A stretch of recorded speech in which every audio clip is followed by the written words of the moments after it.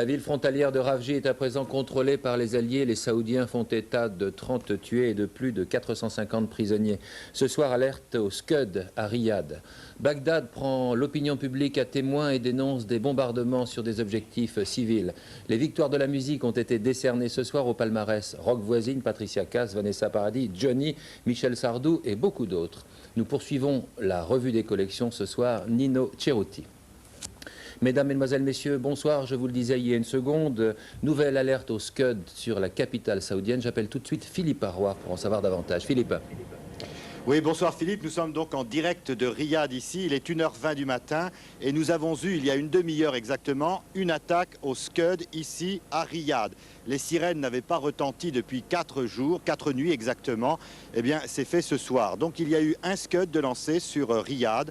2 patriotes ont été lancés. Les patriotes sont les missiles antimissiles.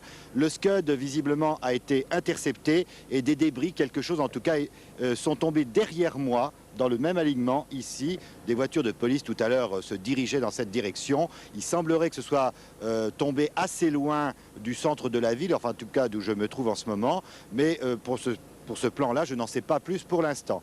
Donc c'est le 28e Scud qui est lancé sur l'Arabie Saoudite depuis le début des hostilités. Il y a eu 28 Scud sur l'Arabie et 28 Scud sur Israël. Il y a eu déjà ce soir, je crois, également une alerte sur Israël, ce qui prouve que Saddam Hussein n'a pas dit son dernier mot en ce qui concerne ces fameux missiles Scud qu'il lance sur les villes. On peut noter toutefois que nous en sommes à la 3e semaine de guerre. La première semaine, il y avait des alertes pratiquement toutes les nuits et même plusieurs fois par nuit. La 2e semaine, il y en avait beaucoup moins. Et cette fois-ci, pour la 3e semaine, il y en a relativement peu, puisque je vous l'ai dit, cela faisait 3 nuits que l'on dormait tranquille, si je puis dire.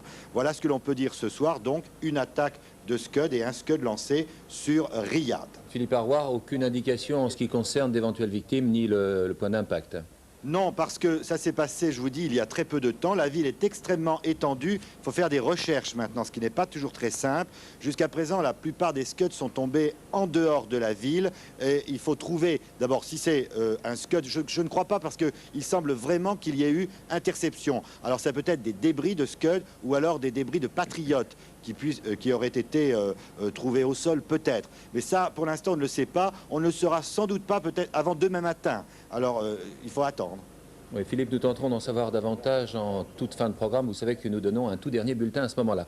La bataille, merci. La bataille pour la ville de Ravji est terminée. Ce soir, chacun des camps veut en faire une victoire. Les Irakiens ont indiqué que leur objectif atteint, ils s'étaient repliés en bon ordre. Du côté des Alliés, on montre les prises de guerre. Didier Eppelbaum.